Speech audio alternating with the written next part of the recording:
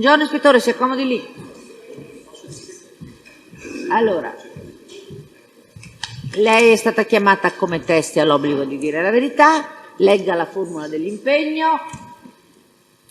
Consapevole della responsabilità morale e giuridica che assumo con la mia posizione, mi impegno a dire tutta la verità e a non nascondere nulla di quanto a mia conoscenza.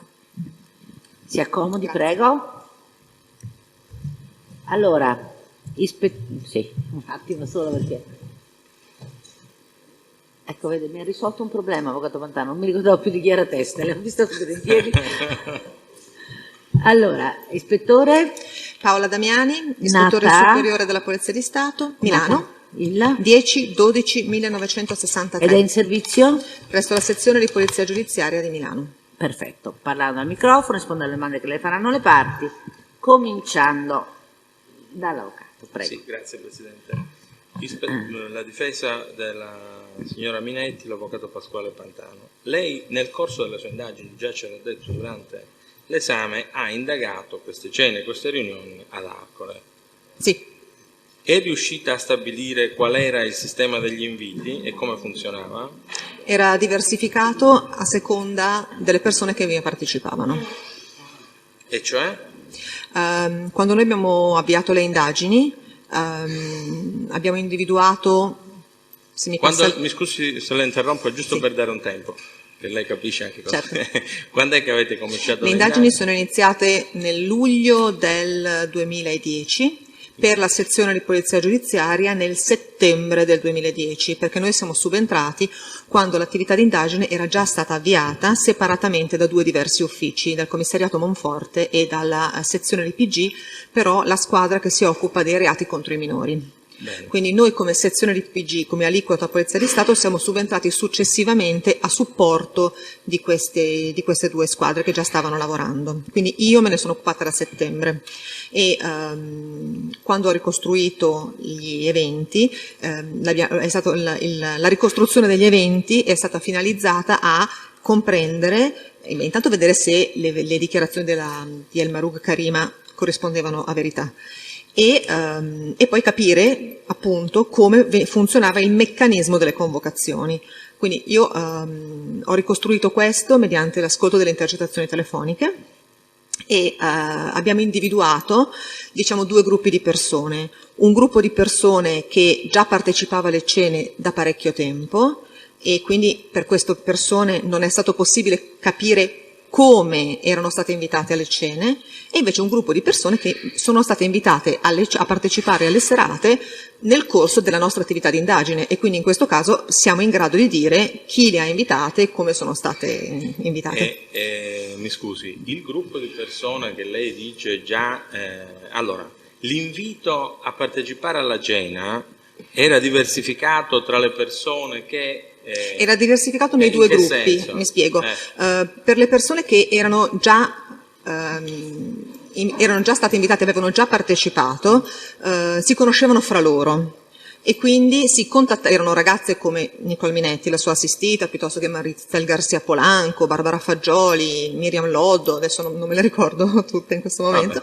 Comunque queste ragazze si conoscevano tutte fra loro, si contattavano fra loro per avere informazioni, per sapere se l'onorevole Berlusconi era ad Arcore, se c'era qualche cosa in previsione per il fine settimana o per la serata stessa, e cercavano informazioni perché molto spesso non riuscivano a contattare l'allora Presidente del Consiglio, e in questo caso c'era una sorta di passaparola.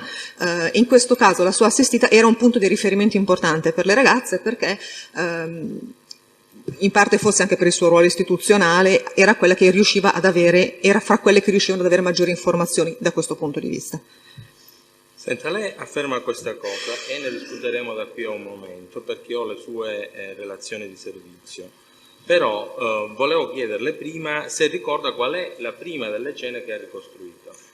Allora, ricostruite proprio sulla base di quanto emerso dalle intercettazioni dovrebbe essere quella del 11 luglio 2010. Ecco, lei ricorda come venne convocata questa cena e cosa conclusa nella sua relazione di servizio.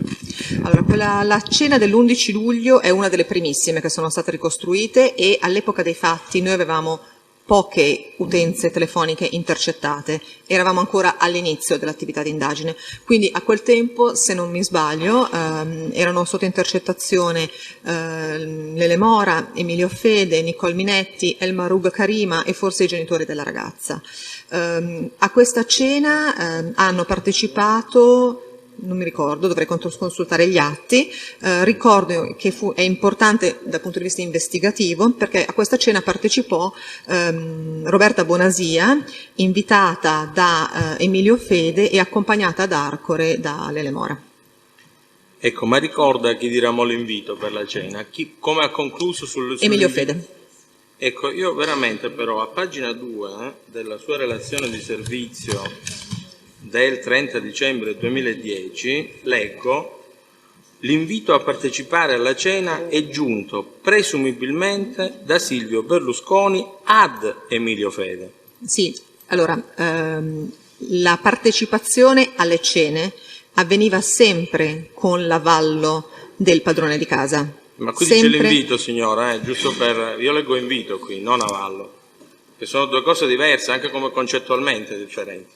Allora, anche le ragazze che volevano partecipare alle cene cercavano di contattare Silvio Berlusconi per essere invitate. Signora, questa è la prima cena che individuate, ma ha detto Allora, che ha poche telefonate intercettate. parliamo di quella. Lei lì ha scritto invito, oggi ci dice avallo, ci può spiegare? Guardi, non ricordo il motivo per cui ho scritto quella cosa, posso dirle che le cene sono state ricostruite, la data della comunicazione è del 30 dicembre.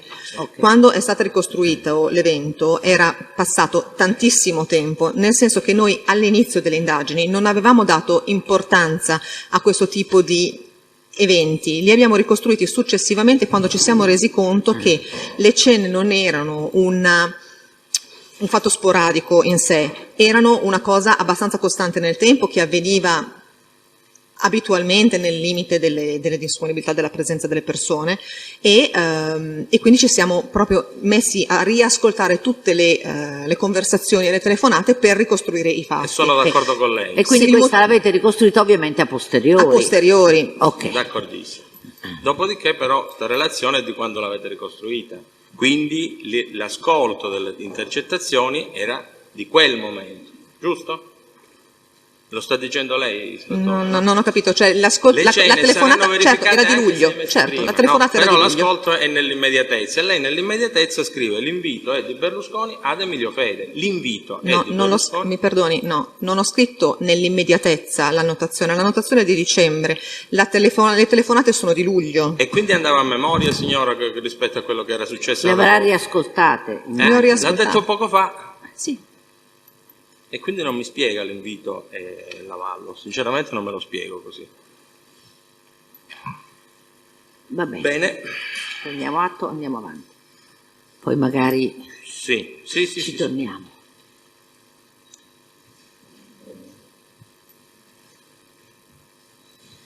Senta, la cena, per quello che mi interessa, del 22 di agosto. Sì.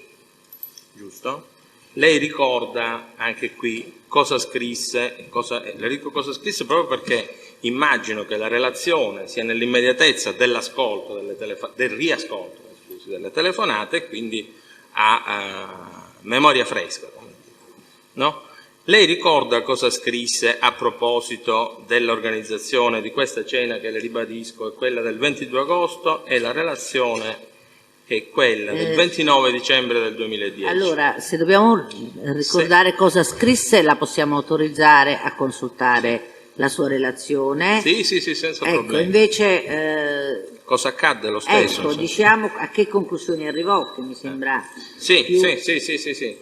L'importanza della ricostruzione della cena del 22 dal punto di vista investigativo fu la partecipazione alla cena per la prima volta di Ambra Battilana e di Chiara Danese, altre due ragazze che partecipavano al concorso di Miss Italia e che vennero accompagnate materialmente alla cena ad Arcore da Daniele Salemi su indicazione di Lele Mora, che aveva organizzato il tutto per il tramite di Emilio Fede.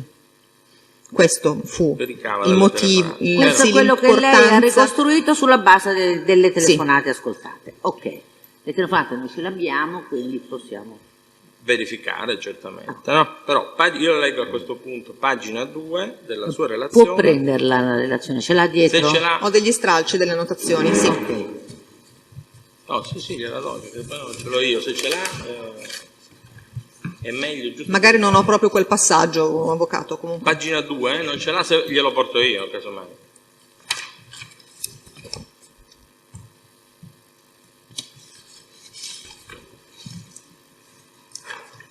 I cellulari spenti.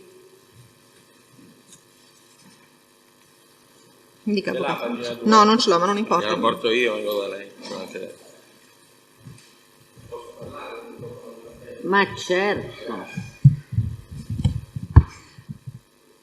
Allora, questa è la relazione, pagina 2, pagina 1 l'ho lasciata al banco. Leggo quello che c'è scritto, che se lo legge pure lei. Allora, dall'ascolto delle conversazioni telefoniche si consente di affermare che l'invito a partecipare alla cena è giunto da Silvio Berlusconi, che contatta e viene contattato dalle ragazze, invitandole direttamente o tramite alcune di loro. Nel caso specifico riporta questa affermazione. Licio Ronzulli chiama Nicole Minetti e chiede di contattare e coordinarsi con le altre, ma anche far riferimento a ragazze che sono state informate dell'organizzazione della cena in modo autonomo. Ora le chiedo, questa affermazione qui, lei da dove quest'ultimo? Innanzitutto le chiedo se è vero quello che è scritto qui, ovviamente. Le dichiarazioni provenivano sempre dall'onorevole Berlusconi. Bene. Dopodiché fa questa seconda affermazione. L'avrò ricavato dalle intercettazioni telefoniche, perdoni. Le chiedo a questo punto, l'intercettazione telefonica dalla quale l'ha ricavata, o è per caso il progressivo numero 581, 22 agosto 2010, ore 18:39, se vuole lo guardi, ce l'ho fatto.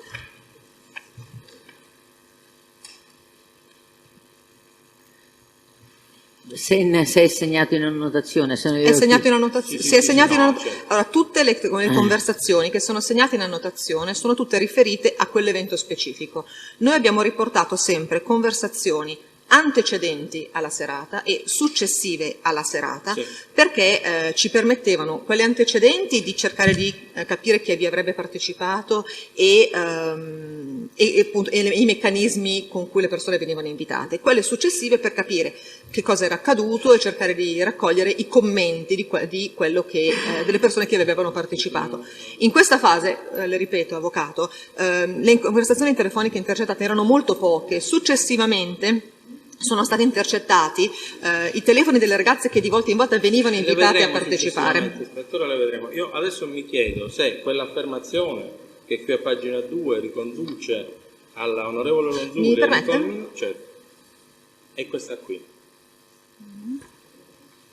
Non penso che ce ne siano altre dell'onorevole Ronzulli in questa quindi dovrebbe essere questa. Sì. Sì, non ce ne sono altre. Quindi è questa qui. Perché venivano riportate le intercettazioni che utilizzavate. Sì, avvocato, giusto? sì, sicuramente. Oltretutto, questa frase introduttiva non fa riferimento soltanto alla conversazione con la Ronzulli, fa riferimento anche a quello che Emilio Fede dice magari a Lele Mora quando le contatta per invitare le ragazze. Cioè, era una frase introduttiva per noi, giusto per dare un cappello a ciò che poi si sarebbe sviluppato e che avremmo ricostruito con le conversazioni telefoniche. No, comunque Se sì. vuole le leggo anche ora. No.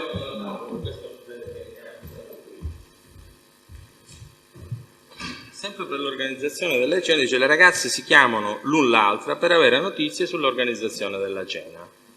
È quello che ha detto prima. Cosa che rende di fatto difficile ricostruire i passaparola e chiarire le modalità con cui la cena viene organizzata. Quindi per questa cena è così. È così soprattutto perché eravamo molto all'inizio e quindi avevamo 5 o 6 telefoni sotto controllo, avvocato. Benissimo.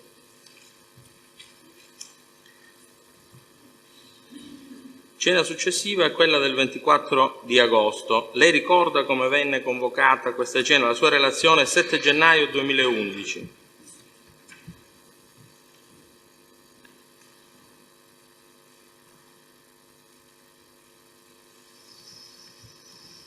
Guardi, non ho appunti specifici su questa cena, comunque i meccanismi di convocazione francamente- erano se sempre gli non ha stessi. punti specifici, Lei ce l'ha l'annotazione? No, purtroppo c'è l'annotazione, ma nell'annotazione non è segnato qual è il meccanismo di convocazione della cena. Ok, e allora? Io infatti facevo la domanda così proprio per questo motivo. 25 di agosto, lei ricorda, se lo ricorda, come venne convocata e da chi questa cena? Quale annotazione? Ci fa annotazione 7 di gennaio 2011. L'annotazione Allora, anche in questo caso non aiuta, Presidente, ecco perché faccio la domanda. No, in questo caso alla cena partecipò Iman Fadil, se non mi sbaglio per la prima volta, e la ricostruimmo sulla base soprattutto delle conversazioni intercettate fra Emilio Fede, Lele Mora, Daniele Salemi, le persone che lavoravano per Lele Mora. Mi ricordo che c'era stato un problema per contattare delle persone e Emilio Fede poi da solo contattò Iman Fadil che conosceva e la invitò a partecipare e fu questo il meccanismo di convocazione, mi consenta, non della cena ma di Iman Fadil. Sì, giusto? certo. Senta, invece, cena del 4 di settembre del 2010, ne abbiamo parlato alla scorsa udienza. Ricorda lei come venne diramato l'invito di questa cena? Allora, questa cena fu a Lesa, è l'unica cena che non venne organizzata ad Arcore, sul Lago Maggiore, se non mi sbaglio. Vi parteciparono Iman Fadil su invito di Emilio Fede e Nicole Minetti e Barbara Fagioli che contattarono, mi ricordo solo il cognome, Puricelli, il signore che lavorava con corretto. E tramite lui riuscirono penso che lui parlò con il presidente Berlusconi, questo non lo posso dire perché non emerge, a farsi invitare e vennero accompagnate alla villa con la macchina di Emilio Fede. Alla villa c'erano anche altre persone che probabilmente si trovavano già là, non lo so, non siamo in grado di affermare questa cosa e fu una cena un po' particolare perché ci fu una ragazza che si sentì male, insomma ci fu una sorta di litigio, insomma una cosa così. Le ragazze poi lasciarono la cena e ci fu una cena poi il giorno successivo invece, se non mi sbaglio, ad Arcore, alla quale invece parteciparono più persone. E ricordo in questo caso come avvenne l'invito? Quella del 4, quella del 5. Del 5, il giorno dopo. No. E la sua informativa 30 dicembre 2010. Anche in questo caso leggo la sua informativa, non gliela contesta, è come se la leggesse lei facciamo così. L'invito anche perché l'informativa non la può mica contestare. No, infatti. L'invito a partecipare alla cena è giunto da Silvio Berlusconi che viene contattato dalle ragazze invitandole direttamente o tramite alcuno di loro. Corretto? E la frase è sempre la stessa, avvocato, perché... No, ma la frase, scusi, è vero che è sempre la stessa, no, ma certo, racchiude un concetto vero? È il risultato di un certo, accertamento. Sì, era ciò che era emerso. Comunque è le chiaro ragazze... che poi magari la frase che usavate era sempre la stessa, però era il risultato di un accertamento compiuto. Sì. Okay. Da quello che era emerso dall'ascolto delle intercettazioni. Certo. Noi non abbiamo mai intercettato l'onorevole Berlusconi e non eravamo in grado di fare nessun altro tipo di accertamento che non fosse quello dell'ascolto delle conversazioni. Bene, è un'informativa questa del 22 dicembre del 2010 che riguarda una cena più vicina, quella del 19 di settembre del 2010. Lei ricorda questa cena come venne convocata? La cena del 19 fu una cena che noi riuscimmo a... se mi passa il termine, monitorare un pochino meglio, perché nel frattempo avevamo capito come le ragazze si sentivano fra di loro e quindi avevamo iniziato a mettere sotto controllo i telefoni delle persone che di volta in volta venivano contattate. Quindi con maggior chiarezza si può dire riuscivate Sì, anche se a volte purtroppo con ritardo, perché magari una ragazza veniva invitata, noi chiedevamo l'intercettazione anche d'urgenza, ma il telefono partiva soltanto il giorno successivo. In ogni caso sì, il meccanismo era sempre lo stesso, le ragazze si sentivano fra loro, la cena del 19 fu particolare solo perché Nicole Minetti invitò a partecipare la sua amica Melania Tumini. E lei ricorda solo questo su quell'invito, se no non ricordo quello che ha scritto. Sui meccanismi, io, signor Giorgi, ho stralciato soltanto i partecipanti e come abbiamo localizzato le persone, cioè se con le celle telefoniche o mediante l'ascolto i riferimenti delle intercettazioni, non ho stralciato. Però raggiungevate queste conclusioni? Sì. dall'ascolto delle conversazioni telefoniche E dall'aggancio delle celle. E dall'aggancio delle celle, correttamente, si consente, sì, ma qui è chi organizza la cena, evidentemente. certo. L'invito a partecipare alla cena è giunto da Silvio Berlusconi, che contatta e viene contattato dalle ragazze invitandole, o tramite alcune di loro, nel caso specifico, Barbara Fagioli e Maristel Garcia Polanco. Corretto? Se l'ho scritto è sicuramente corretto, avvocato. In questo momento non me lo Poi ricordo. effettivamente, come peraltro No, nel risulta- senso, se l'ho scritto è perché avevo modo di... Ma sono sicuro di quello che ci sta dicendo. Effettivamente le do atto che poi c'è scritto, come già abbiamo accertato peraltro dal dibattimento, che a invitare la signora Tumini fu la signora Minetti.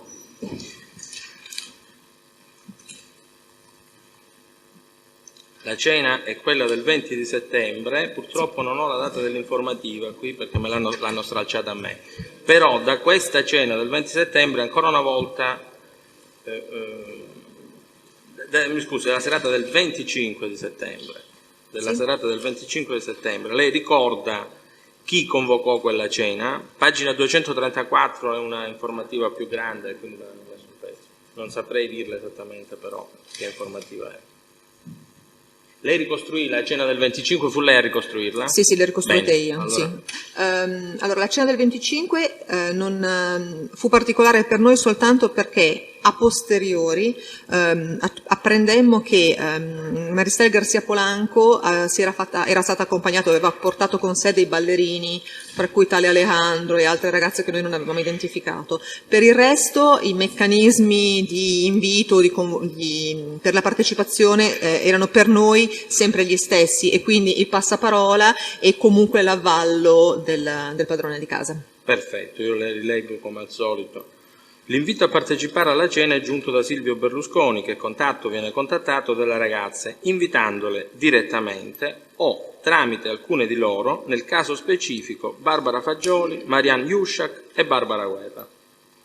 Corretto? Se l'ha scritto è quello che le risultava. Sì. No, ma chiedo casomai ci possa... Sì, mi perdoni avvocato, volevo dirle soltanto che Sì, la cena l'informativa è del 28 di dicembre 2010. No, la cena del 20, quella che lei ha citato prima, Sì. in effetti c'è stata, ma noi la ricostruimmo soltanto a posteriori, riascoltando le conversazioni telefoniche di Roberta Bonasia, per cui non c'è una annotazione... Del 20 non c'è niente. Esatto. Grazie. Si figuri. Ispettore. Questa infatti era quella del 25 e l'informativa l'ho trovata adesso perché era uno stralcio di quella precedente, è 28 dicembre 2010. Cena del 26 di settembre del 2010, la domanda è sempre la stessa, se avete ricostruito esattamente come funzionò il sistema degli inviti per quella cena lì. Non posso che ripetermi, avvocato, alcune delle persone che hanno partecipato al 26 erano le stesse che avevano partecipato il 25, poi dirle chi di loro è stata invitata direttamente a tornare o chi di loro si era fermata sinceramente non me lo ricordo, e comunque i meccanismi di invito non posso che ripetermi. Le confermo quello che le ho letto in altre occasioni, cioè che l'invito a partecipare alla cena è giunto da Silvio Berlusconi, che viene contattato dalle ragazze invitandole direttamente o tramite alcune di loro. Nel caso specifico gli inviti sono stati formalizzati nel corso della cena svoltasi il 25. Ecco, come l'avete accertato che gli inviti si sono formalizzati nel corso della cena? Dopo 2 anni non me lo ricordo, avvocato. È possibile che qualcuno l'abbia detto in qualche conversazione, però su questo non posso essere precisa in questo momento. Bene.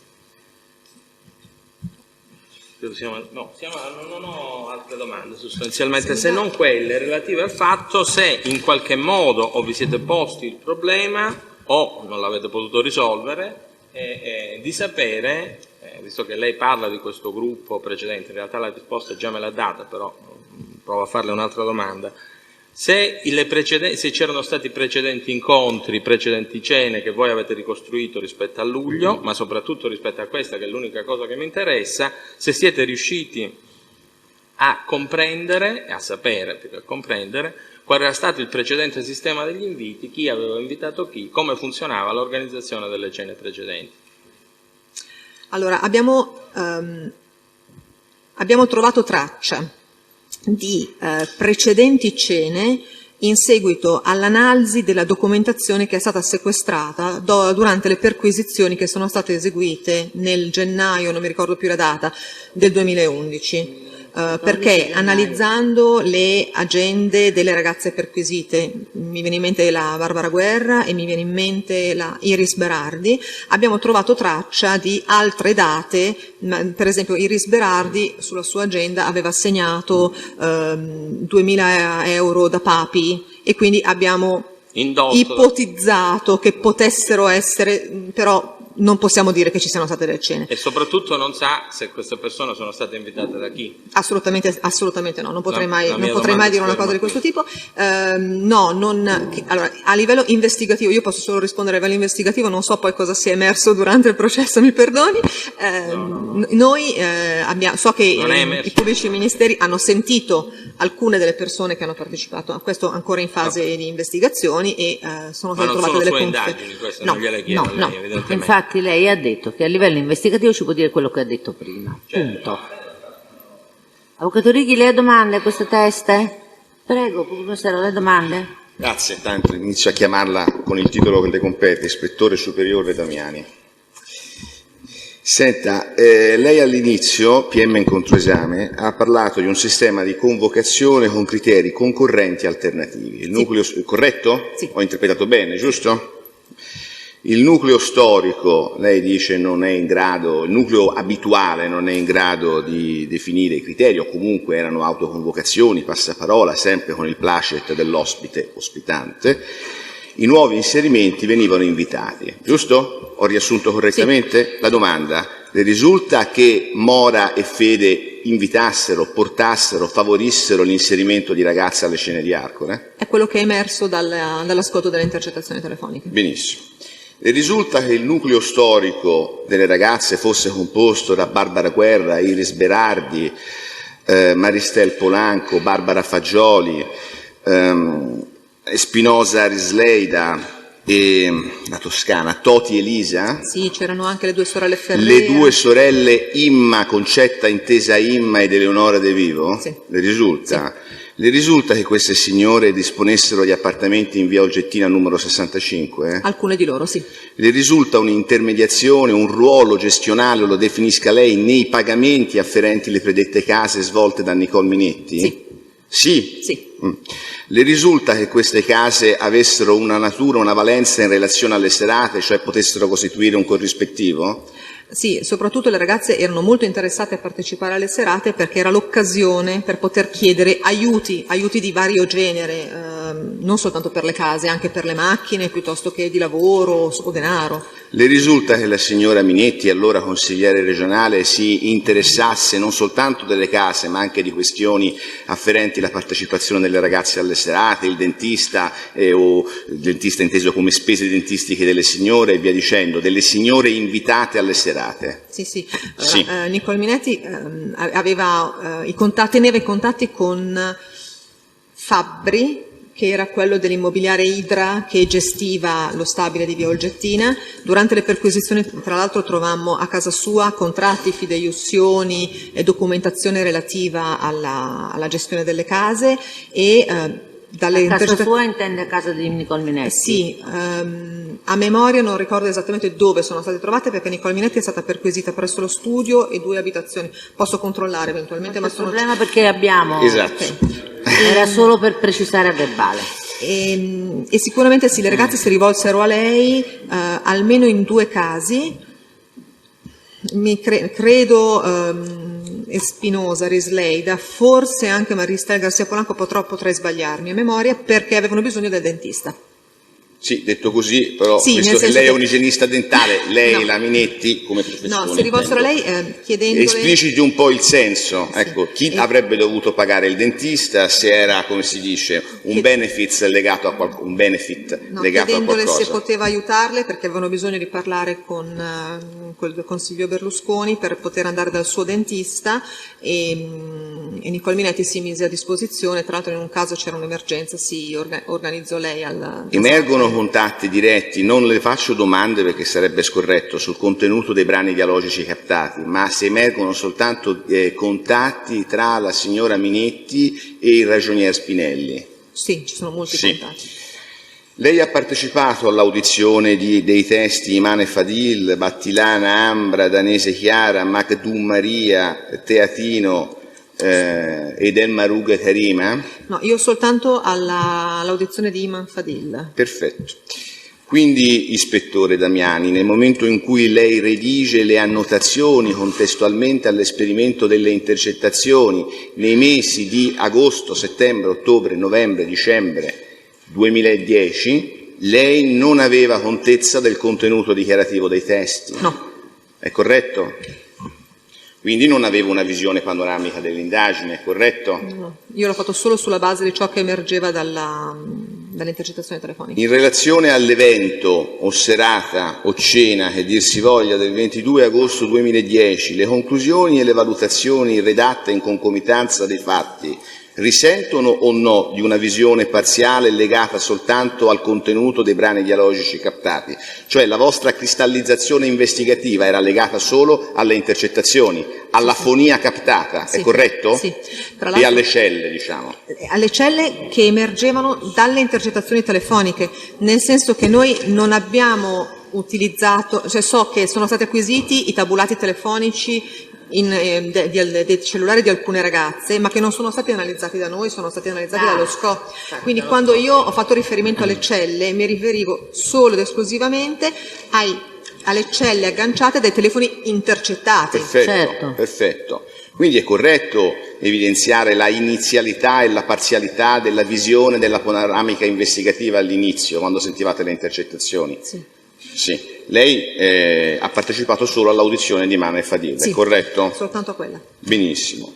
Senta, ispettore, lei ha partecipato, io la chiamo avvocato, chiamo l'ispettore, il signor Presidente, Senta, avvocato Pantano, No, ma è stato garbato, assolutamente. Sì, però voglio dire, voi potete... Mi sono offeso. Scherzate fuori dell'aula, oggi il Presidente non No, tolera ma no, scherzi. io ho solo detto che la chiamo ispettore perché è un validissimo ispettore. Lei ha partecipato il 14 gennaio del 2011 alle perquisizioni? Sì. Sì. E lei ricorda se sono stati trovati dei verbali di intervista, dei verbali ex 391 bis redatti dalle persone relativi ad audizione fatti da delle testimoni del procedimento agli avvocati? Non dico nemmeno a quali avvocati, non ha nessuna rilevanza questo, mi dica solo se sono stati trovati i verbali. Sono stati trovati 2 verbali. Sono stati trovati 2 verbali, basta questo. Però vorrei sapere dove. Dove? Perfetto, giusto. Allora, nel corso della perquisizione in via Olgettina a casa di Marestre Garzia Polanco, Sì. e nel corso della perquisizione a Napoli, non so se Napoli, non ricordo bene il posto, comunque a casa di una delle sorelle De Vivo. E riguardavano le persone perquisite questi Nel verbali? caso della De Vivo sì.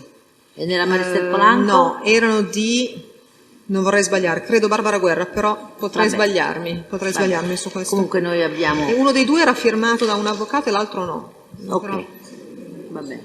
Ispettore Damiani, ma lei faceva direttamente gli ascolti oppure, come dire, elaborava il materiale fonico trascritto da altri? Elaborava concettualmente, diciamo, sintetizzava, dica lei, Io ho oppure ha lavorato- fatto gli ascolti?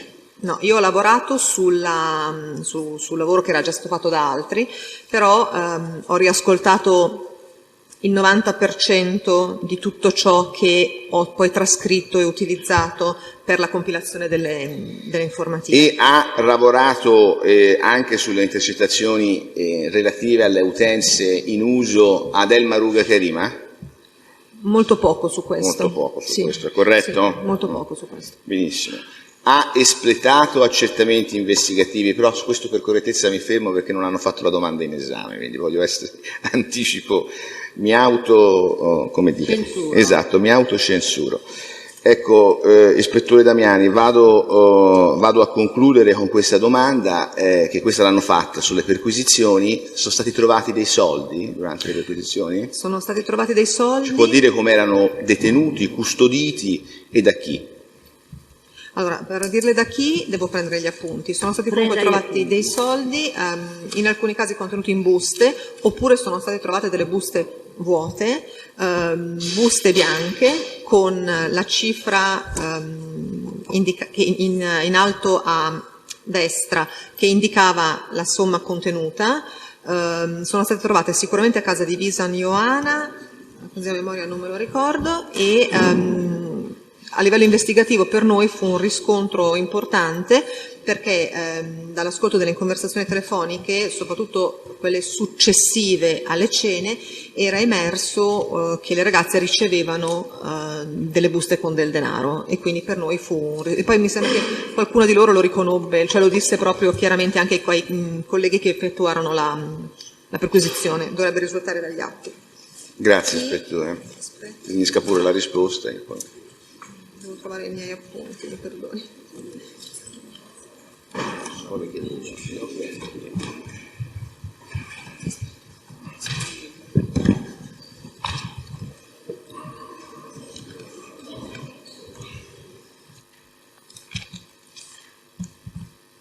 Sì. Scusate. Non impazzisca più tanto perché abbiamo acquisito tutte le perquisizioni del Non trovo più sequestro. l'appunto. Non c'è problema.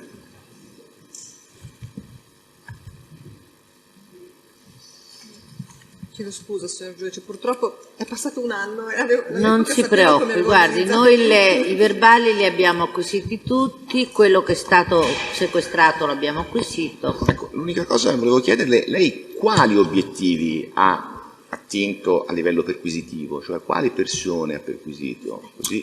Io facevo parte dell'equipaggio che si è recato dal ragionier Spinelli. Una ecco, perquisizione e quindi che non è stata la perquisizione effettuata. non fatta perché c'era la pertinenza parlamentare. No.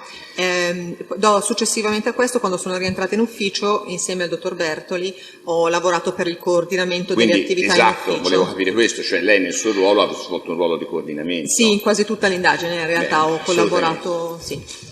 Io non ho altre domande, signor Presidente. Le parti civili hanno domande? Prego. Buongiorno, l'avvocato De Domenico per Iman Fadil. Senta, lei prima ha riferito che dal lavoro investigativo svolto le ragazze erano interessate a partecipare a queste serate. Le risulta lo stesso interessamento, naturalmente, da quello che è emerso di Iman Fadil? Noi non Se abbiamo si mai ricorda. intercettato l'utenza di Iman Fadil. La sua partecipazione alle cene noi la evinciamo dalle conversazioni intercettate sull'utenza di Emilio Fede. Quindi a questa risposta posso solo dire no, nel senso che non è emersa. Poi. Ecco, ultimissima domanda. Lei ha fatto cenno della serata appunto che si è svolta al Lago Maggiore di Lesa e ha fatto cenno della presenza appunto di Puricelli, poi ha detto Iman Fadil e altre persone. Quindi dall'agganciamento appunto, dall'aggancio delle celle emerge con certezza la presenza di Puricelli e Iman Fadil a quella serata. Allora, non abbiamo mai intercettato il telefono di Giorgio Puricelli, quindi la sua presenza, se non mi sbaglio, emerge dal contenuto delle conversazioni. La stessa cosa posso dirla di Iman Fadil, però posso dire che i contenuti delle conversazioni intercettate sono certi sul fatto della presenza della Fadil, perché lei chiamò Emilio Fede per avvisarlo che c'era stato questo problema con questa ragazza che non si era sentita bene, e quindi sì. Okay. Però ripeto, dal contenuto delle conversazioni telefoniche. Grazie, non ho altre domande. Gli altri difensori hanno domande? Prego. Avvocato Guarini per Emilio Fede. Io userò il linguaggio di genere e la chiamerò ispettrice, così magari superiamo. No, linguaggio di genere. No, linguaggio di genere. Utilizzato la presidente, l'ispettrice, siamo donne. La lingua italiana consente la declinazione. È molto apprezzato, vada avanti, Grazie. vostro Guarini. Avvocato Righi, non commenti e andiamo avanti. Consigliera di parità. Non ho incarichi politici. Grazie. Senta, lei, da quanto ho inteso, ha sostanzialmente ascoltato diciamo così, le intercettazioni captate, ma per quello che ho potuto comprendere io erano già delle duplicazioni di flussi digitali, oppure mi corregga se dico una cosa sbagliata, lei su quale materiale ha lavorato? Sulle intercettazioni telefoniche, Ok, quindi ha ascoltato cosa? le registrazioni. Che le avevano fornite, che le erano state fornite da? Allora, l'intercettazione funziona in questo modo. Un'utenza viene intercettata, l'ascolto, la conversazione viene inviata al server che si trova in procura, Ok. e remotizzato presso i vari uffici di polizia dove viene effettuato soltanto l'ascolto. Quindi c'è una duplicazione, da No, quanto ho capito. no, avvocato, Non è una no. duplicazione. Non è una duplicazione. Ed è anche in tempo reale, può capitare un ritardo, a volte può succedere che ci sia un ritardo nel flusso per degli SMS, però negli anni queste cose sono state superate. Direi che a volte ascolti la telefonata non appena è terminata, proprio soltanto per una questione tecnica per cui non riesci a sentirla nel momento in cui avviene, ma è una questione di infinitesimale, insomma, di secondi. Senta, e come avete attribuito i numeri di cellulare? Che verifica avete fatto per attribuire i numeri di cellulare? Dipende. Per Emilio Fede? Guardi, ecco, questo non lo posso dire perché è stata chiesta l'intercettazione di Emilio Fede quando io ancora non ero interessata all'indagine. Credo che l'utenza fosse intestata, non ricordo bene neanche, a lui o a RTI, a Reti Televisive Italiane, ma su questo non posso essere precisa. Credo che l'utenza guardi, non rispondo, non lo so. No, nel senso non voglio No, essere nel senso, imprecisa. se non l'ha fatto lei Non l'ho fatto l'accertamento, io, ecco, sì, no, basta. preferirei. Avete fatto delle verifiche anche sui numeri email dei cellulari? Non in questa indagine, no. Non in questa indagine. Senta, lei ha detto prima che avete ricostruito le serate dall'ascolto dei brani dialogici e anche attraverso le celle. Sì. Ecco, ma avete verificato se nelle stesse serate i numeri di cellulare da voi attenzionati avessero agganciato più celle? Allora, le celle telefoniche che noi abbiamo indicato nelle varie annotazioni, utilizzandole per dire che quella persona, che quel cellulare in quella determinata serata agganciava la cella, è stato ben selezionato, nel senso che ci siamo sempre riferiti a orari compatibili con l'aggancio della cella della zona in cui si trovava per esempio la villa di Arcore. Molto spesso è capitato che noi abbiamo scritto oppure non abbiamo citata proprio che il cellulare non agganciava celle perché magari non è stato usato oppure perché era stato spento. Se abbiamo fatto riferimento ad una cella specifica è perché in orario compatibile con la cena quel cellulare è stato usato e quindi ha agganciato per esempio la cella di via Buonarroti. Le celle che agganciano Arcore mi sembra che siano più o meno due, quella di via Buonarroti e quella di via De Gasperi, e se le abbiamo indicate è perché eravamo certi che le celle erano compatibili con il territorio e compatibili come orario. Io ho lavorato, non voglio ripetermi, però quando ho fatto questo accertamento ho lavorato soltanto su ciò che emergeva dalle intercettazioni telefoniche, quindi io non ero in possesso di tabulati telefonici dell'utenza. Che quindi quelli sono stati esaminati dallo da SCOP. altri, sì. Però nelle sue relazioni lei le menziona, lei Certo, fa riferimento alla sì. localizzazione anche attraverso celle. Sì, le celle che quel cellulare intercettato ha agganciato in quel momento. Nel momento in cui è stata fatta la telefonata intercettata. Sì. Ok. Un'ultima domanda. Come avete ricavato dall'ascolto dei brani dialogici le generalità dei soggetti che venivano citati dagli interlocutori? Perché non è che riferissero, sempre le generalità complete. Come Infatti, avete in lavorato a alcuni livello investigativo? In alcuni casi, infatti, abbiamo chiesto l'intercettazione telefonica di utenze telefoniche in uso a tale, faccio un esempio, Paola, perché magari era una ragazza che qualcuno aveva chiamato e l'aveva invitata, noi avevamo capito che questa ragazza, che ancora non avevamo identificato, avrebbe partecipato alla serata e quindi ne abbiamo chiesto l'intercettazione dell'utenza telefonica, spesso ancora prima di vedere a chi fosse intestato quell'utenza, perché molto spesso le dico In uso, lavoravamo ha detto. in uso In sì, uso a. successivamente o tramite l'intestatario oppure tramite altri accertamenti che emergevano e dal confronto di informazioni che convergevano. era Paola, l'utenza era intestata a Paola Damiani, effettivamente lavorava nella Polizia di Stato e quindi le abbiamo identificate così.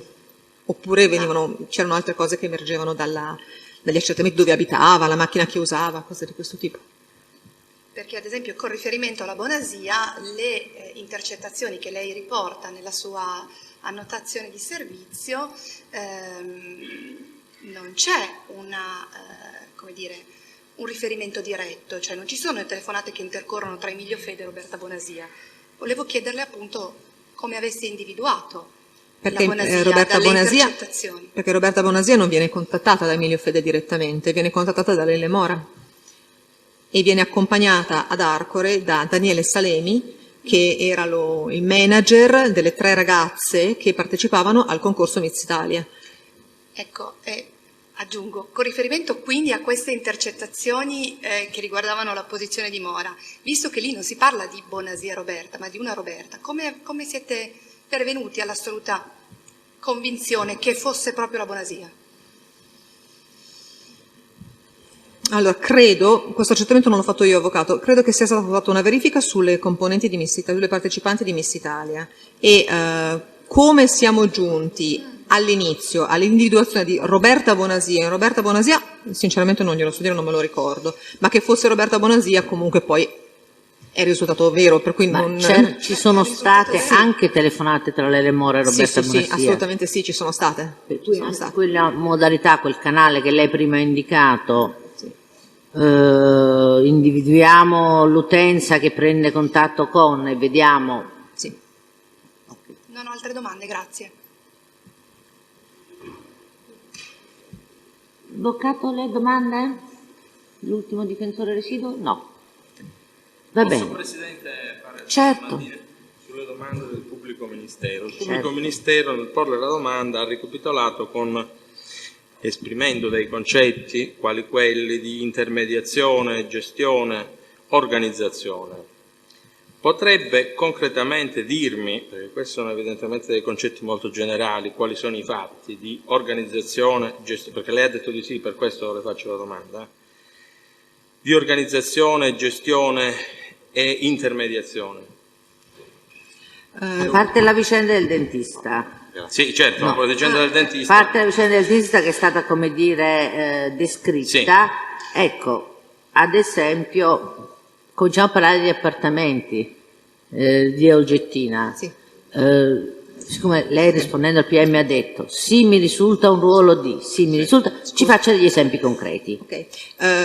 Allora, abbiamo intercettato direttamente conversazioni fra Nicole Minetti, le sorelle De Vivo, Maristel Garcia Polanco ed Elisa Toti, dalle quali emerge con chiarezza che le ragazze si rivolgono a lei per organizzare il loro trasferimento, il loro ingresso nelle l'affitto delle case di Via Olgettina. E in un caso specifico, però qui mi rifaccio alle conversazioni telefoniche, avvocato, una delle sorelle De Vivo contatta direttamente Fabbri.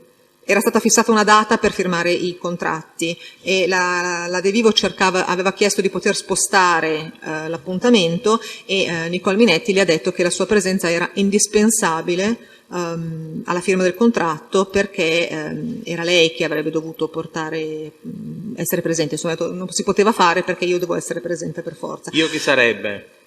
Nicole Scusi, Minetti? Io Nicole lei, Minetti. lei sa perché per caso era necessaria questa presenza? Guardi, la presenza della Minetti era, da quello che è emerso, da quello che abbiamo No, visto da quello noi, che in quell'occasione, la domanda mi Sì. scusi per essere chiaro nella Se domanda. l'ha spiegato in Qual è quell'occasione, il perché motivo? doveva Se essere lei conosce il motivo per cui la signora Minetti doveva essere necessariamente presente in quell'occasione? non vorrei sbagliarmi, avvocato, ma mi sembra che ci sia un SMS in cui Nicole Minetti scrive una cosa tipo ho io la benzina, una cosa di questo tipo. E noi l'abbiamo interpretato come ho io il denaro per poter poi firmare. Ma ricorda poi chi ha pagato quel contratto effettivamente, o meglio, ricorda sono andato troppo avanti. Avete accertato per caso poi chi effettivamente ha pagato quel contratto? Allora, Se è stato stipulato, addirittura se è stato stipulato, e da chi è stato pagato? Nicole Minetti era intestataria di contratti di locazione di appartamenti che in realtà erano in uso ad altre ragazze. Sono d'accordo. Abbiamo intercettato conversazioni dalle quali risultava che la Minetti si rivolgeva alle ragazze per raccogliere le fatture relative alle bollette piuttosto che, e poi le consegnava al ragionier Spinelli. E gli accertamenti che sono stati fatti però non da me, c'è una notazione dell'assistente Pavone che si è occupato proprio specificatamente delle case di Via Olgettina e ha analizzato tutti quanti i contratti eccetera, che riportano al ragionier Spinelli e all'onorevole Berlusconi su chi materialmente poi pagasse i conti, non so di tutte, ma comunque di molte delle... Sì, però in questo caso stiamo parlando ancora della De Vivo e del contratto della De Vivo. Lei, a proposito di questo contratto, ha accertato eventualmente, successivamente, se Ma l'ha fatto? ha detto che gli accertamenti sono stati sugli appartamenti sono stati fatti all'ispettore Pavone, no? Dall'assistente Pavone, Dall'assistente Pavone, sì, chiedo scusa. sì. Ora, nel caso specifico, avvocato, io posso dirle soltanto che noi abbiamo, nel caso specifico non posso risponderle, però so per certo che Nicole Minetti si rivolgeva a Spinelli per avere soldi, per mettersi in contatto e per gestire i pagamenti delle case di Via Olgettina. Ecco, lei lo afferma, però quindi io la domanda sono costretta a fargliela. Lei sa che per ogni appartamento affittato dalle ragazze che frequentavano le cene ad Arcore ha provveduto a gestire la signora Minetti? Per ogni appartamento? Sì, certo. Allora, o se c'era una ragione per cui invece erano solo alcuni appartamenti? Non lo so, mi dica lei, perché lei lo afferma, io quindi la domanda... le posso dire questo. Allora, Nicole Minetti raccoglieva, per esempio, Iris Berardi consegnava le sue fatture, le fatture del suo appartamento a Nicole Minetti, posso dirlo perché c'è un'intercettazione telefonica. Okay. Poi, però vado a memoria, Elisa Toti, Maristel Garcia Polanco e le sorelle De Vivo ottengono l'appuntamento per la firma del contratto tramite Nicole Minetti che dice che deve essere... sicura, signora? Ha detto che va a memoria. Io dico quello che è emerso dalle intercettazioni telefoniche. Tutto quello emerge dalle intercettazioni che noi abbiamo, cioè voglio dire, le abbiamo tutte le intercettazioni. Sì, signor, ma allora le domande che sono state fatte prima e le risposte che sono state date, anche quelle, perché Presidente delle due l'una, o si dice organizzo, gestisco e allora, poi faccio precipitare nel fatto, se no vado se questa è una domanda lecita, naturalmente ha una risposta. Allora, se mi fa parlare... Ma non parlo più. Ok, stiamo cercando proprio di accertare questo. È chiaro che la domanda generale presuppone una risposta generale, però il Tribunale ha anche, come dire, le sue capacità di valutazione, sia delle domande che delle risposte, che di cui spero vi fiderete. Sono sicuro. Sì, no, di quello sicuramente. Lei ha dato l'ispettore, ispettrice, ha dato... Io non l'ho più chiamata perché temevo di sbagliare. Ha dato, come dire, rispetto alle cose che aveva più fresche nella memoria, delle risposte, rinviando per il resto alle intercettazioni che noi possediamo e che conosciamo. Quindi... Pensavo ci fosse altro. Non tutte sono trascritte, Presidente, sa sentirle tutte? Noi abbiamo trascritto quelle Noi le avevamo chieste tutte. Perché sono una massa. Noi vi abbiamo risposto con un'ordinanza meravigliosa. Prego. A proposito di un'altra domanda rivolta dal pubblico ministero è se la signora Minetti contattasse Spinelli. Sì. Le risulta che anche altre ragazze contattavano Spinelli? Alcune ragazze lo contattavano direttamente, sì. Alcune quali? Chi? E quante? Se ricorda, cioè sono tutte domande. Sicuramente una volta lo contatta Rubi. Barbara Guerra, Garcia Polanco. Allora, Barbara Guerra sì, contatta il ragionier Spinelli e Maristel Garcia Polanco, credo. Le sorelle De Vivo per caso anche? Non me lo ricordo, avvocato, in questo momento. Cioè, ispettrice? Non vorrei. No, non voglio. Niente, non ho altre domande. Va bene. Possiamo licenziare la testa? Grazie.